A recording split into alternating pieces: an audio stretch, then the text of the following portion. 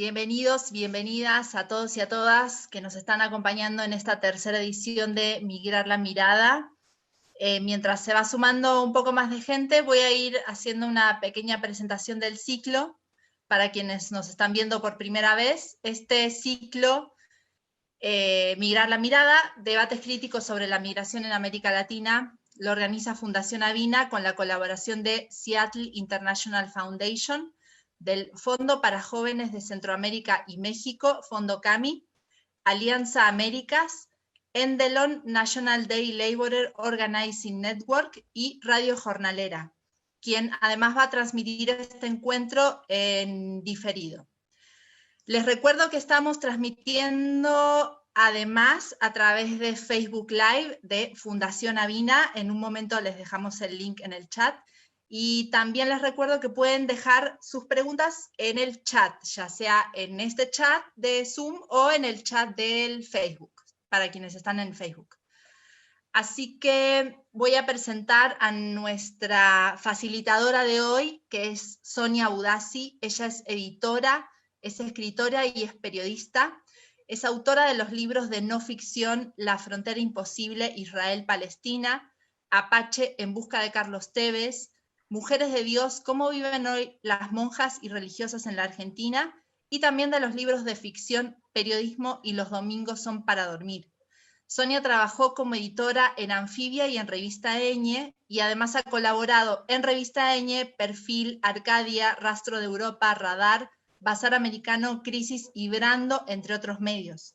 Sonia también ha ejercido la docencia en instituciones como la Universidad Nacional de La Plata, la Universidad Austral y la Universidad Nacional de San Martín en Argentina. Coordina talleres de edición y de escritura en diversas instituciones, y los últimos fueron para la beca otorgada por Revista Anfibia y la Organización Internacional para las Migraciones. Así que sin más, los dejo con Sonia. Adelante, gracias.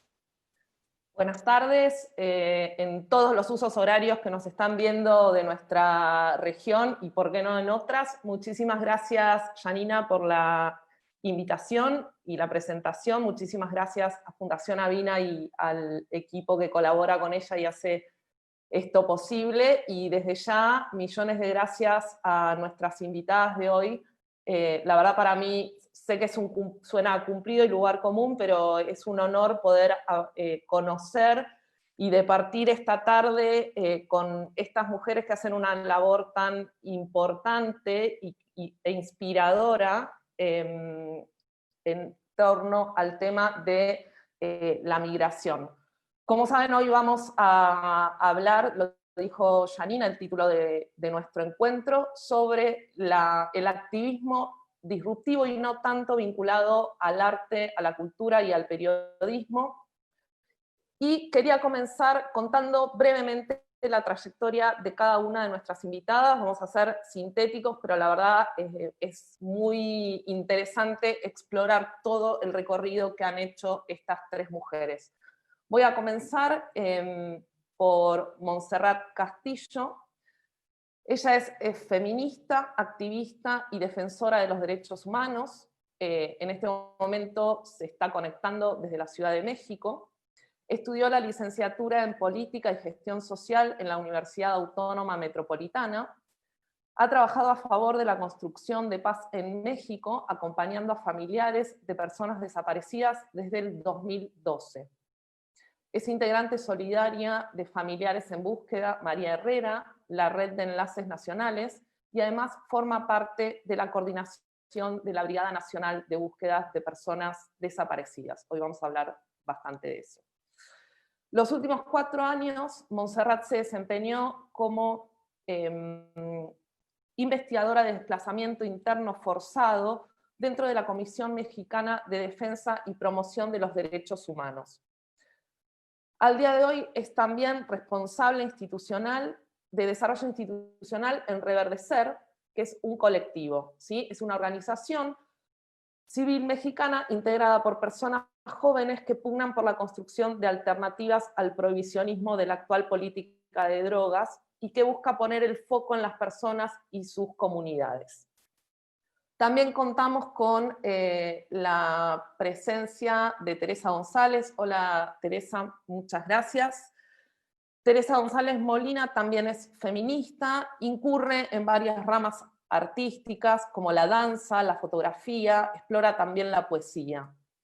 Es coordinadora de documentación del colectivo y la organización feminista Las Banders, que se dedica a acompañar a mujeres, niñas, jóvenes y personas de la diversidad sexual que atraviesan algún proceso migratorio y tienen necesidad de protección internacional, o bien también se encuentran en un proceso de desplazamiento forzado interno.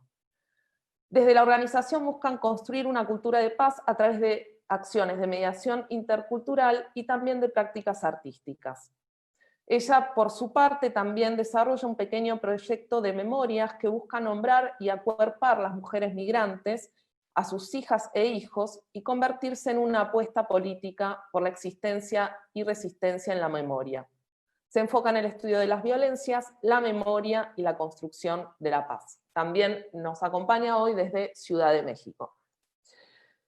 Y también nos acompaña, pero desde Estados Unidos, desde California, Lisbeth de la Cruz Santana. Hola Lisbeth, buenas tardes. Ella es candidata a doctorado de 5º año en la Universidad de California, Davis, con una beca gracias a la cual en este momento se encuentra escribiendo su tesis doctoral. Es miembro de la iniciativa de liderazgo y aprendizaje de Imagining America y miembro de Derecho de UCLA o UCLA. Su investigación se centra en la deportación y deportabilidad de migrantes que entraron a Estados Unidos en la infancia y mantienen un estatus de no ciudadanos, ¿sí? Muchos de ellos hoy son jóvenes. Entre los títulos, entre los tópicos de la charla también estaba el tema del activismo y la juventud. En 2019, Lisbeth dirigió el proyecto mural Playas de Tijuana, un mural digital comunitario que se encuentra en el Parque de la Amistad, en la frontera entre Estados Unidos y México. También está trabajando en el proyecto MigriMap, que es un recurso de ayuda humanitaria para migrantes en Tijuana. Los temas de interés de Lisbeth, entre otros, se relacionan con la literatura y la cultura mexicana y la mexicoamericana de los siglos XX y XXI, los estudios fronterizos, la literatura, el mapeo de historias, como dije, entre otros. Bueno, y entonces para introducir un poquito el tema, solo de manera exploratoria, no buscamos hacer ninguna aseveración porque nuestra función, nuestro objetivo es esta tarde poner a consideración de estas activistas, de estas expertas, distintos elementos que se ponen en juego. Vamos a tratar de pensar desde el activismo cultural y artístico los distintos modos en los cuales se intentan producir narrativas que generen un impacto real y que promuevan cambios de actitudes y de conciencia, por un lado, pero también que puedan influir en las políticas de Estado.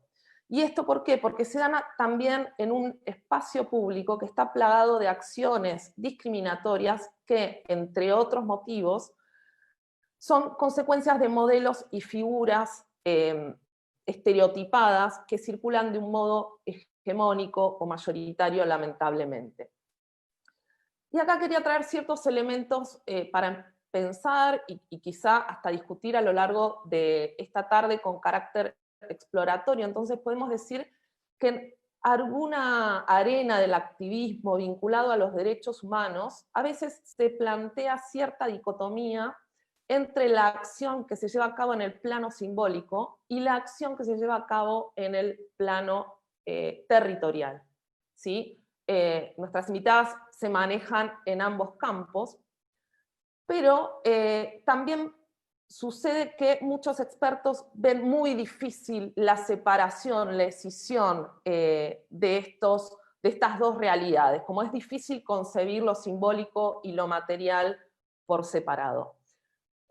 Por ya creo que si damos una mirada, aunque sea a vuelo rasante, sobre la coyuntura global y sobre todo regional, podemos ver que la circulación de imágenes estereotipadas y de noticias falsas y distorsionadas generan impacto en la vida cotidiana de muchos migrantes. Ya conocemos las peligrosas políticas y ellas la han trabajado bastante, por ejemplo, con respecto a la migración en Estados Unidos. Y entonces podemos afirmar con pocas dudas que estas cuestiones generan perjuicios reales y concretos en la vida cotidiana de muchos migrantes. En este esquema de interrelaciones también podemos pensar que tampoco el impacto del activismo cultural y artístico es lineal o se produce de una manera direccional, sino que configura una redes de interrelaciones. Muchas veces las transformaciones culturales entonces resultan tan arduas como los cambios materiales que se dan a través de políticas públicas. En uno de los trabajos de Lisbeth de la Cruz Santana, que se llama Humanizando la deportación, son una serie de videos que narran historias en primera persona. Uno de esos cortos testimoniales llamado Prosperando en Soledad cuenta, esto solo para dar un ejemplo, que la proposición 1187, que la Corte Federal derogó en 1994 porque cercenaba muchos derechos de los migrantes, no sirvió para cambiar el clima cultural de esa sociedad. Es decir, la actitud social antimigrante seguía estando en varios sectores de la sociedad. Y muchas veces el cambio cultural se genera al revés, es decir, la acción de activistas, de personas, de colectivos, terminan empujando la decisión de los estados para generar políticas públicas más justas y con una perspectiva de derechos. Entonces me interesaba que nuestras invitadas de hoy nos pudieran dar su opinión sobre estas interrelaciones que se tensan, se enriquecen, y si bien cada trabajo que realizan tiene sus diferencias, puede encontrar entre muchos otros puntos de contacto algo que es muy propio del arte contemporáneo, que es la concepción de la cultura y la concepción del arte como un factor, como un elemento participativo y que se completa con el otro, pero en este caso, como tiene tanta carga política, adquiere un sentido creo que más profundo. En todos los casos, ellas se preocupan porque sean los mismos migrantes, lejos de la mirada subalterna, que sean ellos mismos los actores y los protagonistas de los movimientos culturales y artísticos que producen. Por eso, habiendo tanta teoría y práctica sobre esta relación entre política y arte, y también en relación a lo disruptivo, que es uno de los títulos de esta charla, porque siempre está bueno que contemplemos la diversidad, ¿no? Los disruptivos en función a qué norma, y hablando con cada una por separado, cada una tiene un punto de vista muy enriquecedor, aún en sus disidencias.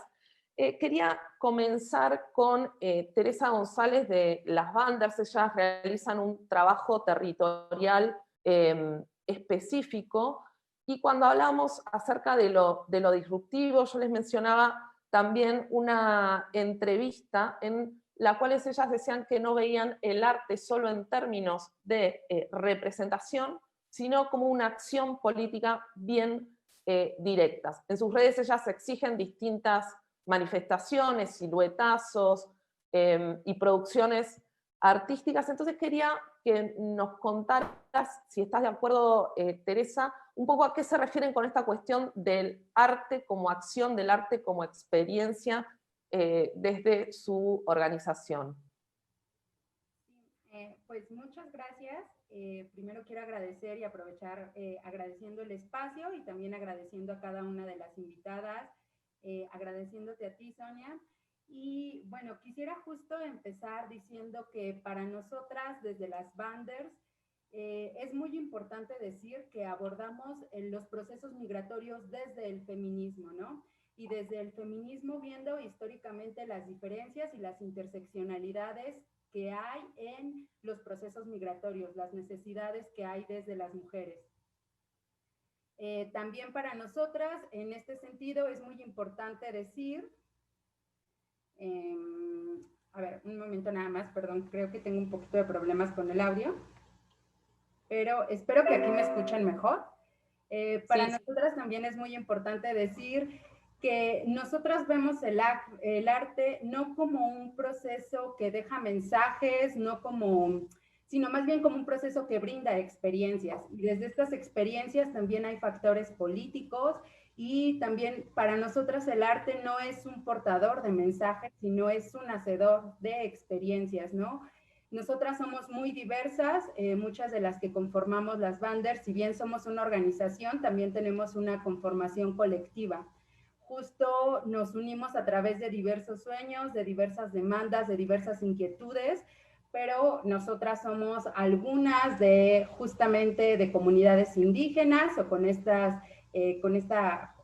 nuestro origen, algunas somos del barrio, algunas otras son compañeras migrantes, ¿no? Entonces, toda esta diversidad enriquece nuestro trabajo y también enriquece justo las apuestas políticas que tenemos dentro del arte.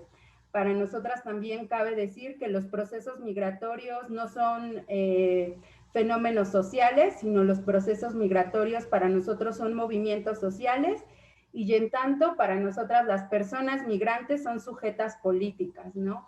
Son sujetas políticas con deseos, con acciones, ¿no? Es decir, para nosotras una persona migrante no es una persona pasiva, no es una persona que está a la espera, sino es una persona que en el mismo acto de transitar y buscar una vida de condiciones mínimas que puedan ser vividas, ahí hay una agencia política muy, muy fuerte, ¿no? Particularmente justo desde las mujeres, desde las niñas, cuando las mujeres...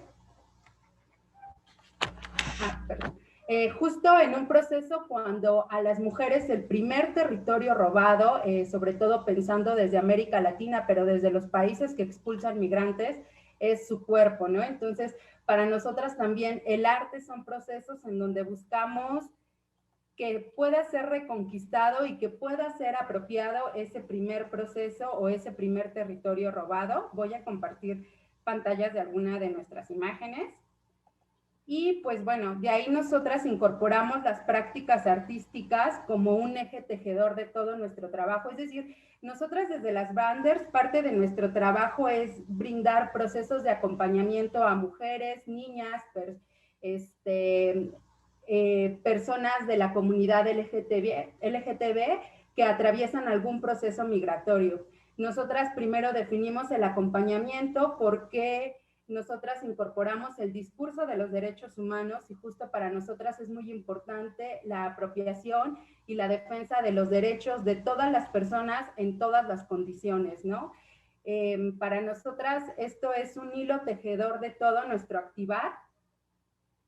Sí se ve en mi pantalla, sí, ¿verdad? Sí. Es un hilo tejedor de todas nuestras acciones porque justo eso, nos interesa un acompañamiento integral, nos interesa también incorporar la defensa de los derechos humanos y entender que justo los países firman convenios internacionales a través de los cuales se comprometen a respetar y resguardar derechos humanos.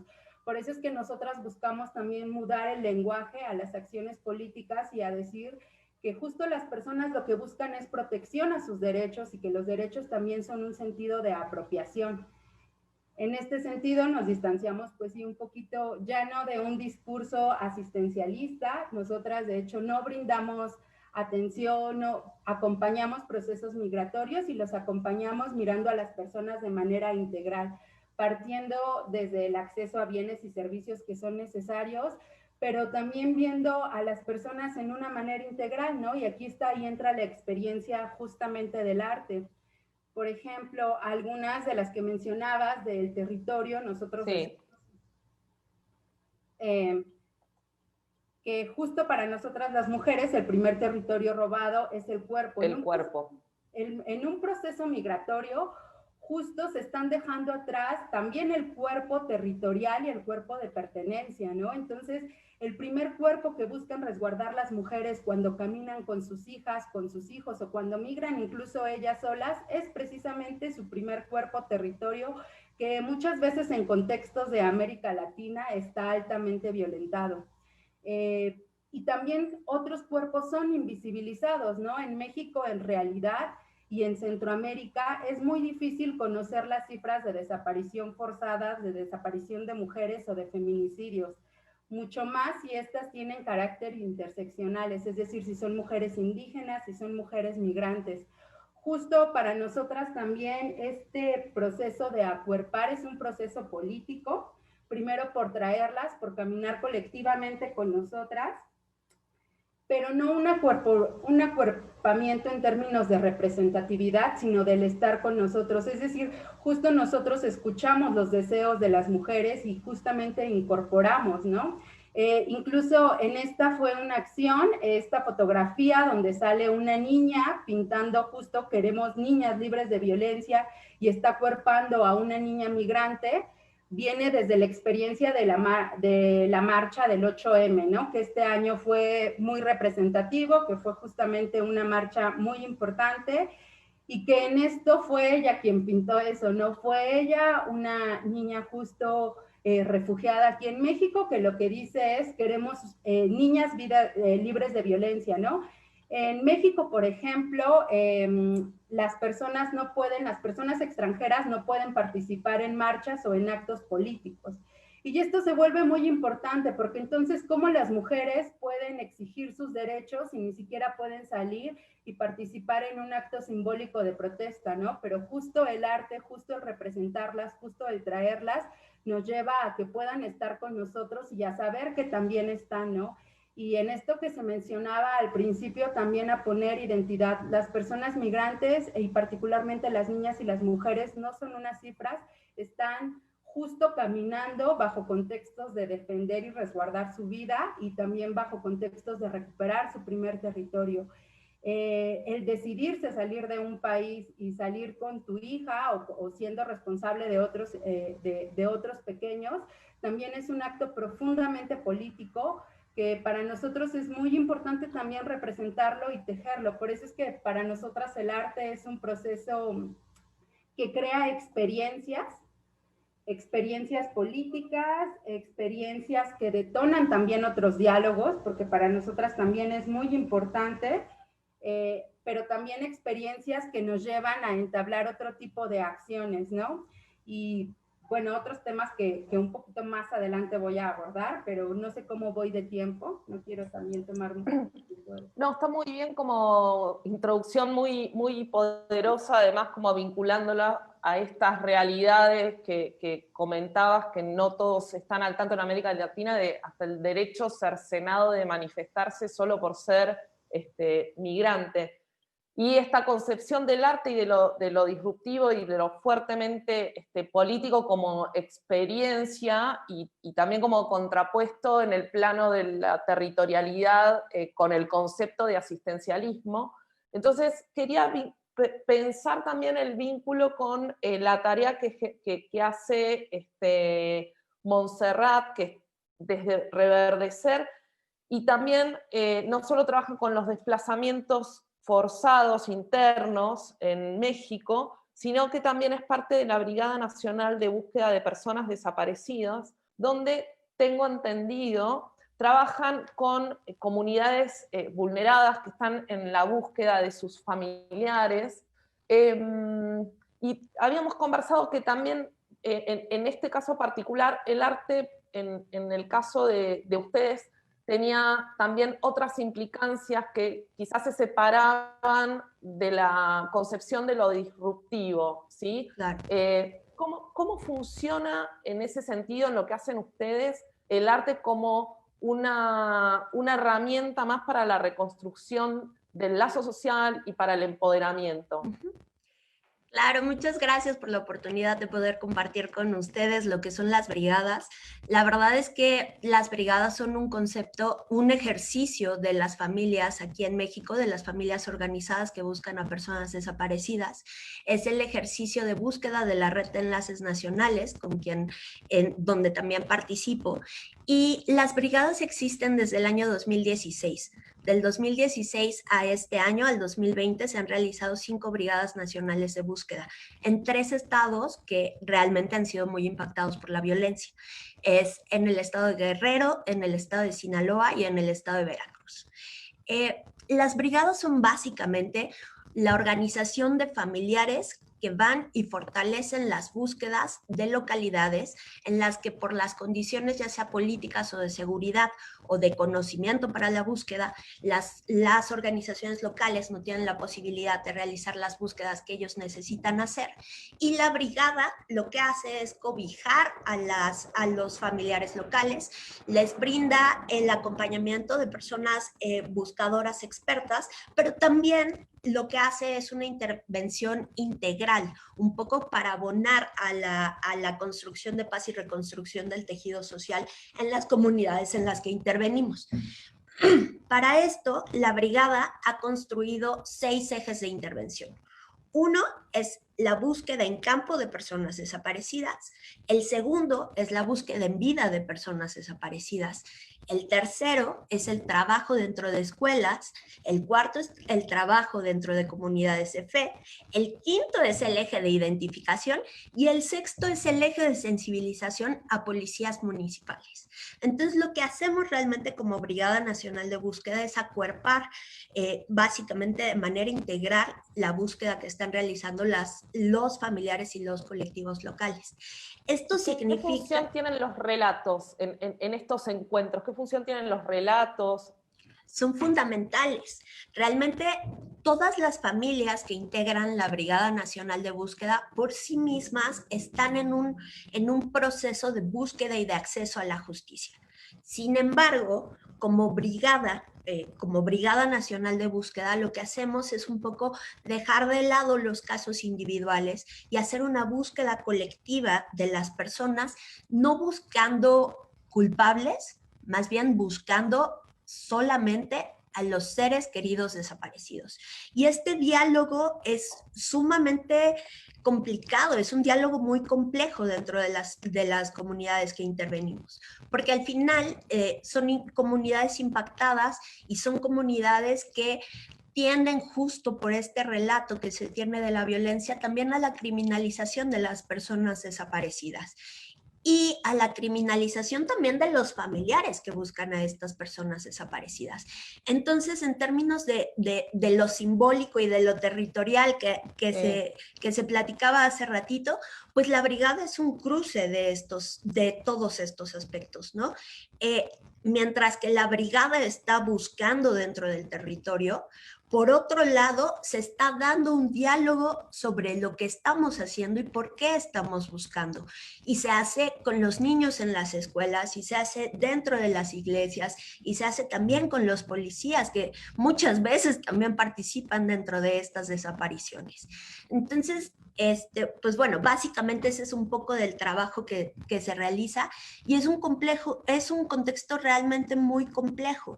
Yo quería compartirles un par de minutos de imágenes sobre lo que hace la brigada en términos territoriales y también la posibilidad de diálogo que nos abre el arte dentro de estas comunidades. Entonces, les voy a compartir tantitito mi pantalla. Son un par de minutos de un video que hizo pues la revista Proceso, que nos ha acompañado en varias de las brigadas. Entonces, voy a compartirles.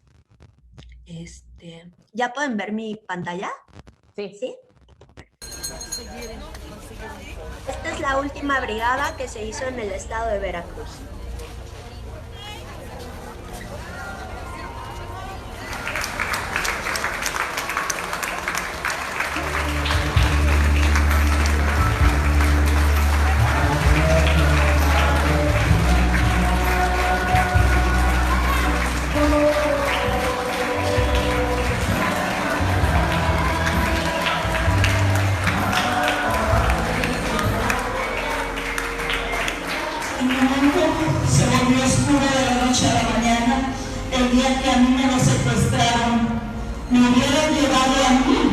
no a él, porque a mí me mataron, me arrancaron el corazón a mí esa noche. Y ahora vean mi rostro, ahora así lo busco en todas partes de la República, así lo busco ahora.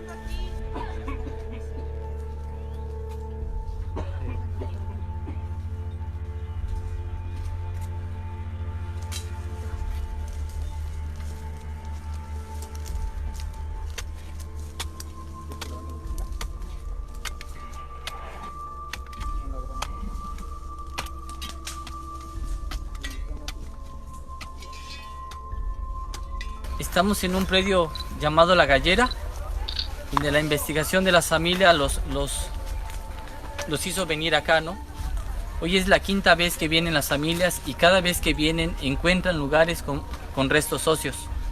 Aquí usaban las famosas cocinas en un horno donde cocinaban a nuestros familiares con leña. Hoy ese día las familias caminaron para este lado y detectaron estos montoncitos que son de ceniza. Y al estarlo rascando, encontramos todos los fragmentos de nuestros familiares.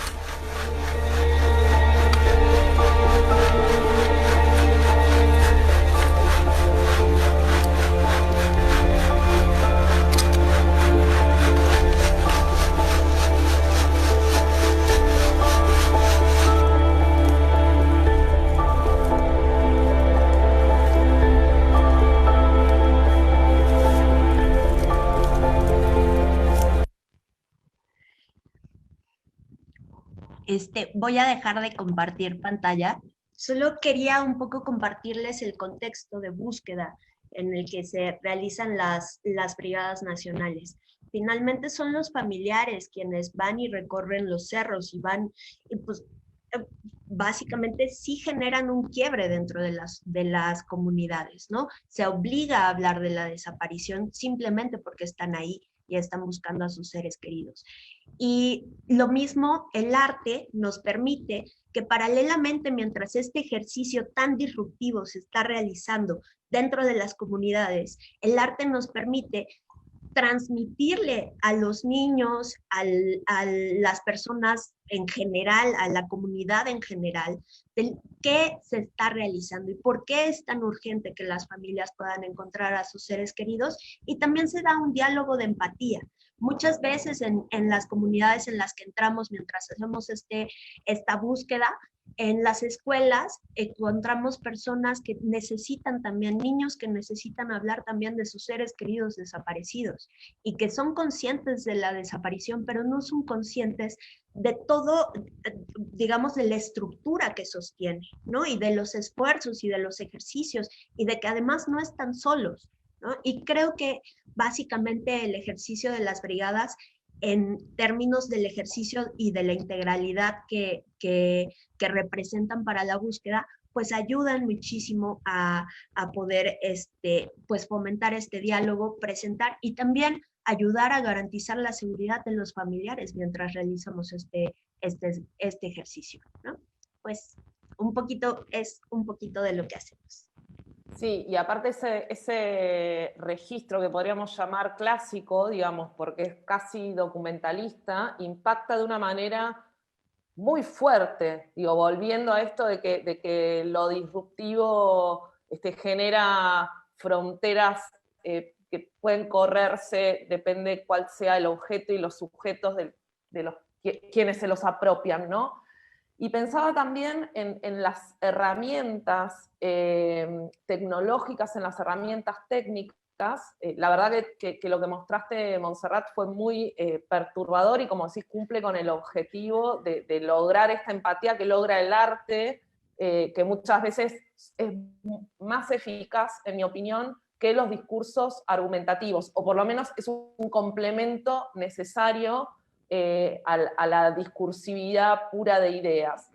Y Claro. en este sentido quería aprovechar para linkear de alguna manera con el trabajo de Lisbeth, porque también veía, salvando las distancias, que muchas veces apropiarse de ciertos recursos clásicos y convencionales de una manera diferente termina siendo igualmente disruptivo. Y pienso en este sentido, si bien es casi un servicio, no sé si tanto un objeto artístico, en tu proyecto, Lisbeth, el Migrimap, ¿no? Que se vale del formato al cual ya estamos todos acostumbrados, como del Google Maps, que te indica los lugares de interés de la ciudad, de las cafeterías, los hoteles, pero que está hecho en función de las necesidades de los refugios, y distintos lugares geográficos concretos que pueden ayudar a las personas migrantes en Tijuana.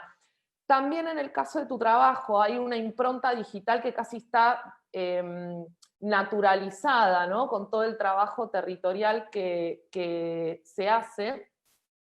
Pienso en las playas de Tijuana y cómo se mezclan también los insumos digitales y todo lo que permiten las redes, YouTube y demás, con esa intervención tan fuerte en un lugar que es una frontera tangible donde las violencias se dan de manera física, como venimos hablando, afectando el cuerpo de muchas personas. Entonces quería que nos contaras un poquito de esos proyectos que se han desarrollado en capas, partiendo de testimonios de estas personas que en general tienen vedada su voz, y que terminó en esto de playas de Tijuana, y cómo pensás lo virtual y lo material, que siempre lo presentás de una manera tan anclada, en mi opinión. Sí, pues bueno, muchas gracias a todos y todas por este espacio y escuchar, ¿no?, todo este trabajo tan poderoso que creo que más personas tienen que saber lo que está pasando, especialmente con los casos de personas que son desaparecidas, ¿no? Y creo que todo este trabajo que hago ahora me hace pensar mucho en mis inicios, ¿no?, como activista y también como estudiante de posgrado. Ahora con el caso de Ayotzinapa, que también en Estados Unidos estuvimos trabajando en traer a los familiares y los sobrevivientes a comunicar lo que estaba pasando, ¿no? Entonces de ahí nace este deseo de las historias como testimonios para traer a la luz esta violencia que se vive en México, ¿no? Y que si el país no hace caso, entonces las personas van a hacer esta lucha y unirse para organizar algún cambio posible, ¿no? Entonces creo que de esa forma también se puede conectar nuestro trabajo y por eso me encantó mucho ver este documental también de proceso, ¿no? Y bueno, comenzando con Migrimap, ese proyecto nació ya hace un año en playas de Tijuana en colaboración con un chico que se llama Danilo Castillo y ahora lo está trabajando Families Belong Together, que se encuentra en Tijuana. Entonces lleva el mismo formato y la misma idea de una forma usar el mapeo para poder localizar lugares de albergue donde la gente puede desayunar o comer, también lugares de servicio social. Entonces, la idea era comenzar en Tijuana para que así el migrante mismo y las personas que hacen trabajo social o personas comunes, ¿no?, en Tijuana, que se encuentre con algún migrante que necesite ayuda o alguna dirección, ¿no?, de cómo puedo llegar a este lugar y si ese lugar le va a dar el albergue o el servicio que esa persona necesita. Y creo que la necesidad de algo así nace por este inconveniente, ¿no?, de estar en el terreno en Tijuana y no saber en qué lugar en verdad están ayudando a la persona o si hay capacidad para hacerlo, porque como ya sabemos y nos damos cuenta con la migración, esto nunca va a terminar, ¿no? Entonces, los números siguen incrementando, aunque la frontera se cierre y aunque Estados Unidos esté no de una forma impidiendo el cruce legal al país, ¿no? Para las personas que buscan refugio. Entonces, creo que es muy importante usar la tecnología de una forma que ayude al migrante, ¿no? Entonces, eso es la idea con Migrimap. Y ya tomando en cuenta Playas de Tijuana, que es este mural que se encuentra en la frontera, y voy a mostrar algunas imágenes para que más o menos las personas que no estén familiarizadas con el proyecto lo puedan ver. Vamos a ver. Te iba a decir si podías mostrarlo. Sí. Y entonces, como pueden ver aquí tenemos las caras de personas que son migrantes. Y la pregunta que inicialmente comenzó este proyecto fue quiénes son o quién son reconocidos como los llegados a la infancia, que en Estados Unidos les conocemos como los Childhood Arrivals. Y usualmente esta definición se liga mucho a los que tienen DACA o a los Dreamers. Pero en esta investigación y en darme cuenta, escuchando el archivo de Humanizando la Deportación, me di cuenta que se emiten cierto tipo de voces, pero al mismo tiempo nos olvidamos de aquellos que han sido deportados o que también son vulnerables a la deportación y de alguna forma no quedan bajo estos perfiles de estudiantes, ejemplares, personas sin récord criminal. Entonces, en darme cuenta de esto, era como una persona de la universidad que está trabajando el tema puede llamar la atención de lo que está ocurriendo, aparte de digital storytelling, que son estas historias digitales. Entonces, se sigue el trabajo de Playas de Tijuana Mural Project y el año que entra, ojalá sí se puede, porque se tuvo que posponer esta parte del proyecto dado al COVID. Y creo que es muy importante darnos cuenta de que aún sin poder pintar en la frontera en persona, podemos llamar la atención a las vidas de tantas personas que son afectadas por nuestras políticas anti-inmigrantes y puedo decir políticas que solamente desean a un tipo de migrante, ¿no? Pero las personas aún desean hacerlo y tienen la necesidad de hacerlo. Entonces, esa es la idea, ¿no? De que las personas mismas que son migrantes, que fueron escogidas para ser parte del mural, puedan contar su historia, puedan también ellos mismos pintar sus retratos y de esa forma comunicarle al mundo y las personas que vienen aquí a Playas de Tijuana para que conozcan un poco más de por qué fueron deportados, ¿no? No todas las personas son deportadas por un récord criminal, sino que hay tantos elementos que llevan a una persona a llegar a este lugar, pero que se tome en cuenta que para los llegados a la infancia es más fuerte la deportación porque crecieron en Estados Unidos, aunque hayan llegado a los 3 meses de edad, a los 6, con que hayan llegado como menores de edad, eso es más que suficiente para que sus raíces sean más ligados a Estados Unidos que en México en este caso. Entonces, esa es la idea que se trata de mostrar con este proyecto, de no solamente utilizarlo como un proyecto de humanidades digitales en donde tenemos las historias digitales y que se pueden compartir por YouTube y en conferencias académicas o en presentaciones públicas, sino que la misma gente que se encuentra en Tijuana y que se encuentra en esta frontera se dé cuenta de qué es lo que significa tener estas fronteras físicas, pero también estas fronteras en donde se podrá decir que el trato al migrante no es el mejor, ¿no? Entonces, de ahí nace esto y creo que lo más importante, aparte de contar las historias, es de que el proyecto da vida a que la misma comunidad se una y pueda pintar este mural y que todos participen y de una forma retomen el discurso, ¿no? De qué es ser un llegado en la infancia. Bien, Lisbeth, aprovecho, buenísimo lo que mostraste.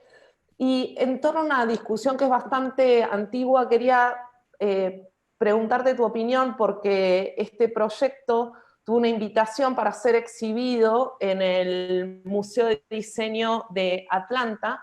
¿Qué sucede cuando este arte que es de protesta, que es disruptivo, es incorporado a las instituciones oficiales? Su sentido cambia, genera impacto sobre otros públicos. ¿Cuál es tu opinión al respecto? Aunque sea brevemente, antes de pasar a otros de los temas que tenemos pendientes.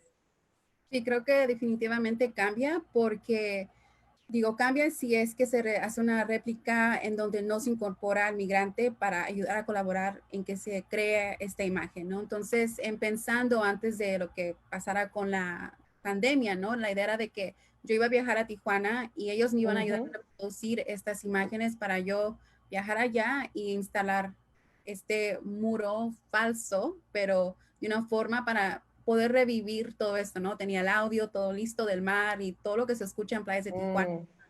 Pero obviamente no se puede hacer en este momento. Pero creo que la idea aquí era de que no se perdiera ese sentido, ¿no? De qué es lo que se vive en la frontera y de darle vida a las historias con los códigos QR, que la gente puede llegar y los escanea y te muestra la historia de la persona. Entonces, no quería perder esos elementos y, bueno, dado lo que está ocurriendo ahora, me da a pensar que se puede reproducir en cualquier otro contexto con que estos elementos claves sigan siendo parte del proyecto. Pero es notable el cambio de la instancia de recepción en la frontera misma y en el museo. Digamos, serían como dos públicos que te imaginás diferentes. Sí, claro, y aparte, como esta parte de que van a estar encerrados en un lugar físico, ¿no? Como un museo, no quiero que sea como un artefacto más o una pieza de arte más, sino de que claro, ya que no quede homogeneizado, pierda su impacto. Exacto, entonces, ¿cómo mantenerlo activo? Sería la pregunta. Bien, qué desafío. Bueno, tenemos unos minutitos más. Hay una cuestión, digo, hablando de esto del arte vinculado al compromiso político y todos los dilemas que genera. Hay ciertos mandatos que desde la perspectiva de particulares modos de verlo políticamente correcto, soslaya muchas veces la dimensión lúdica del arte, como si estar trabajando con derechos vulnerados implicara siempre poner una carga extra de solemnidad. Y estoy pensando en lo que hacen en las Banders, ¿no? Y también lo vinculaba con lo que dice Edward, el intelectual, decía ya fallecido intelectual, Edward Said, palestino él, que muchas veces se muestra a las víctimas como sujetos pasivos y siempre representados de esa forma por otros. En las bandas me parece que tienen una impronta muy particular que es el reconocimiento del deseo en estos sujetos migrantes y artistas. Quería ver si, Teresa, me podías contar brevemente, para aprovechar estos últimos minutos, esa concepción del deseo como parte del arte político que tienen ustedes. Sí, como mencionaba, para nosotras es muy importante reconocer esta categoría. Primero, de las víctimas hay una categoría y un interés jurídico, pero al final de cuentas, toda víctima, tanto en México como en Centroamérica y sobre todo de estas múltiples violaciones a derechos humanos, se vuelve una defensora y una sujeta de sus propios procesos, ¿no? Como ocurre con los desaparecidos, con los familiares, con las víctimas de feminicidio, o con las madres, o con las mujeres que viven violencia extrema, o incluso con las personas migrantes, ¿no? Creo que de ahí también nosotras podemos distanciar esta mirada, y también para nosotras las prácticas artísticas son también un espacio para fomentar espacios seguros, ¿no? Es decir, muchas de las mujeres vienen en términos huyendo por sus vidas, vienen literalmente salvaguardando su primer territorio cuerpo, y finalmente no hay espacios para repensarse, ¿no? Pensamos que el arte solo está en un espacio y que el arte solamente puede brindarnos un mensaje y no una experiencia. Incluso para nosotras el arte se vincula a través de las prácticas artísticas en fomentar espacios seguros de distintas maneras, ¿no? Desde el bordado, la arpillería, con técnicas de arpillería, hasta también prácticas narrativas, en donde justo permite a las mujeres brindar espacios para expresarnos, para nombrarnos, o también para plasmarlos de otras maneras. Hay muchos procesos tan dolorosos que estamos viendo, particularmente en México, donde la violencia ya no tiene nombre y donde ya no sabemos cómo nombrar y ya no nos llega a través de los mensajes escritos, y justo el arte se vuelve otro espacio para evocar, claro, los dolores que están presentes, dolores tan profundos y dolores para los que no alcanzan palabras, como justo lo acabamos de ver en el video que nos mostró Montserrat. O sea, no hay forma de nombrar y de definir esos procesos, pero sin embargo justamente buscamos otros espacios para que también podamos repensarnos, y ahí también surgen los deseos. Para nosotros justo el arte vincula un proceso también de imaginación, ¿no? En medio de todo lo que estamos viendo, de todo lo que estamos viviendo, y particularmente en medio de lo que las personas, y particularmente las mujeres y niñas migrantes viven, en México, en medio de todo este maquinaria de desaparición forzada y de formas de terror, las personas migrantes son justamente, y han sido históricamente, los espacios sobre los cuales se han practicado todas las prácticas de terror posible, ¿no? Lo muestran claramente la masacre de San Fernando y otras muchas prácticas que no están ahí, que no sean otros informes en donde no alcanzan las palabras para describir, y entonces en eso, ¿cómo imaginamos otro mundo posible, no? O cómo imaginamos otro mundo fuera de fronteras. Justo el arte para nosotras en las Banders nos permite abrir ese camino para imaginar, porque también está presente en las mujeres, ¿no? Está ese deseo, está ese anhelo de construir, de encontrarse con su familia, está también ese, cuando las personas migran, migran con toda su historia de vida, con todo lo que son, migran con los deseos, con los anhelos, y el buscar un espacio seguro generado desde mujeres con prácticas artísticas nos permite repensar esos anhelos, repensar las propias historias de vida de las propias mujeres y sus procesos reflexivos, en donde también hay una reinterpretación a sus procesos, ¿no? Y es ahí donde se vuelven justo defensoras de otras compañeras migrantes, ¿no? Defensoras de sus propios procesos. Cada mujer que defiende su vida y su territorio y la de su hija es una defensora de su propio proceso, y justo esto se comparte a otras. De hecho, es muy común que muchas de las mujeres que acompañamos llegan porque ya han sido previamente introducidas, acompañadas por otra mujer que hemos acompañado. Entonces, ella ya se está volviendo acompañante de otra, ¿no? Entonces, para nosotras, también creo que ahí miramos un poco esto, y ellas mismas entran a una disputa narrativa, ¿no? Porque respecto a cómo se representa en la academia, cómo se les representan en los medios de información, a cómo ellas mismas se están representando, ¿no? Para nosotras esa también es muy importante. Claro. Y bueno, creo que ahí, para no robar más tiempo de mis compañeras. Bien. Justo decías en esta disputa de representaciones, de discursos, y hay una pata que todavía no abordamos, nos quedan apenas unos minutitos, que tiene mucho que ver con la construcción simbólica y material también de la figura del migrante, que es el periodismo. Y en este caso, y en el caso de Reverdecer y lo que estuvimos hablando con Montserrat, se da también una doble dinámica, digamos, las organizaciones, los colectivos tratan de afectar o de llamar la atención del periodismo para que sus historias lleguen a un público más masivo y para que puedan concientizar y lograr más derechos.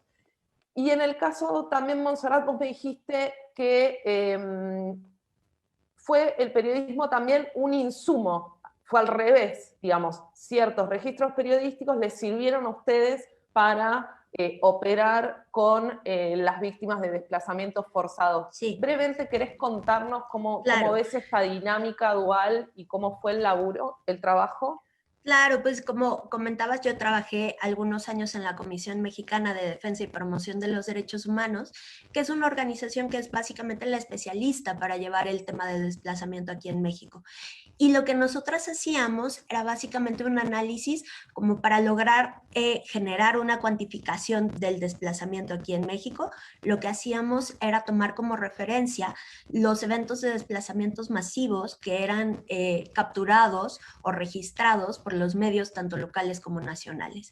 Esa es la única manera en la que hasta hoy se ha logrado tener una dimensión un poco más acercada, ¿no? Más clara sobre el desplazamiento, además de algunos ejercicios de cuantificación a partir de análisis de cifras del INEGI.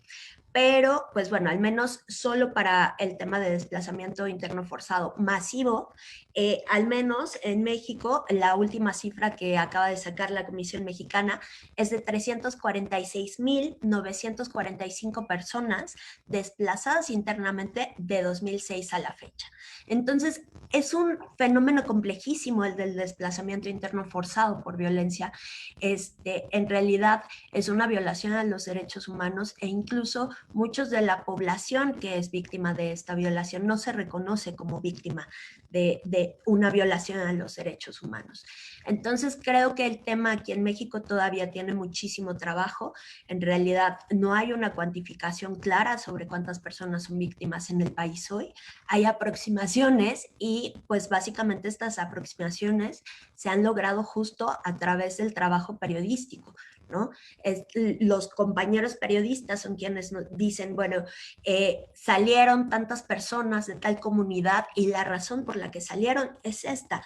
Básicamente esa es la única información que se tiene sobre las personas desplazadas internas hoy en México. Entonces, pues sí, la labor periodística es fundamental como para dar seguimiento, no solo a esta problemática que pues, claramente es importantísima y que creo que es uno de los retos más fuertes que vienen como para el Estado mexicano, pero pues para el resto de problemáticas y violaciones a los derechos humanos, creo que son quienes nos ayudan a colocar la narrativa correcta, ¿no? O sea, no la narrativa del Estado, no la narrativa de los seres intelectuales, ¿no? La narrativa de las personas que están experimentando el fenómeno, ¿no? Y que están en cuerpo, ¿no? O sea, a través de su cuerpo están ayudando a una transformación. Y en ese sentido, hace ratito como que yo solo les compartí las imágenes de lo crudo que es la brigada, ¿no? Lo duro que puede ser el contexto de la brigada, pero también la realidad es que las familias han creado también una respuesta a esa crudeza, ¿no? ¿Cómo se comunica a las comunidades? ¿Cómo se le dice a los niños, a las abuelas, a las mamás, ¿no? ¿Cómo se platica de la desaparición? Y si hay oportunidad, me gustaría compartir un video de 1 minutito donde básicamente sí compartimos como estas enseñanzas. ¿Puedo compartirlo?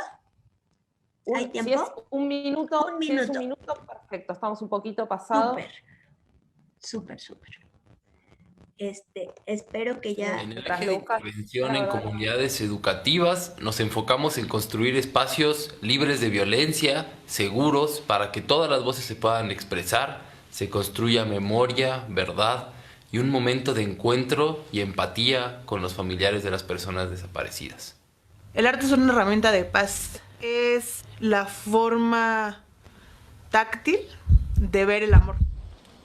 El arte, al ser esta magia indescriptible que es capaz de llegar hasta los corazones y simbrar y mover, pues ayuda para que todo eso que hace el arte de por sí solo, ahora con este mensaje deje una semillita en los corazones de las personas. Cuando el arte se cruza en tu camino, te atrapa y hace que la mirada te lleve a verlo. Y entonces por ahí aprovechar para darles este mensaje tan delicado que es la desaparición, pero la desaparición desde los familiares que pretende construir paz, reconstruir comunidades, hacer lazos, hacer familia.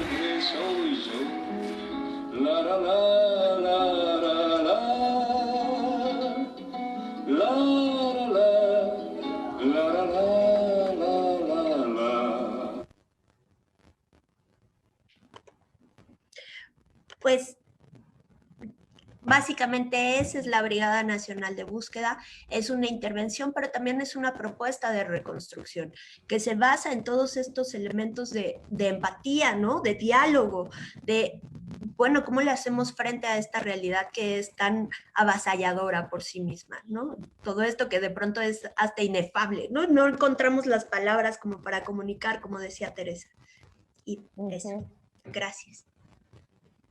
Bien, gracias, Montserrat. Muy interesante este último aporte porque muchas veces pone el foco en las malas prácticas periodísticas que contribuyen a generar estas imágenes que hablábamos al principio, injustas, estereotipadas, pero también ese trabajo que se hace en el territorio es muy fructífero y no se suele mencionar habitualmente. Bueno, tenemos que ir cerrando. La verdad que muchas gracias a todos por los aportes y a todos los que nos acompañaron. Hubo mensajes que celebraban que hayamos abordado el tema del arte, que muchas veces se soslaya ante la urgencia de situaciones materiales que parecieran más urgentes, pero bueno, en el testimonio de cada uno creo que nos podemos quedar con la conclusión de que cuando el arte, disruptivo o no, depende cómo lo utilicemos y en función en contra de qué se manifieste, atraviesa un proceso complejo y multirrelacional que va desde el surgimiento subjetivo del procesar situaciones de violencia hasta llevarlo a una dinámica colectiva de empoderamiento y a otra dimensión que es lograr un impacto social que finalmente pueda terminar en una política que atienda a una perspectiva de derechos. Creo que todas están haciendo un aporte muy interesante al respecto. Nos quedaron muchas cosas en el tintero, como reza el lugar común, pero bueno, invito a todos los que nos acompañen a que busquen el trabajo de Reverdecer, de las Banders, de Lisbeth de la Cruz Santana, porque vale la pena profundizar en cada uno de ellos y ver también cómo dialogan, como hemos visto acá. Bueno, le paso la palabra a Janina de la Fundación Avina para el cierre y muchas gracias a todas y a todos.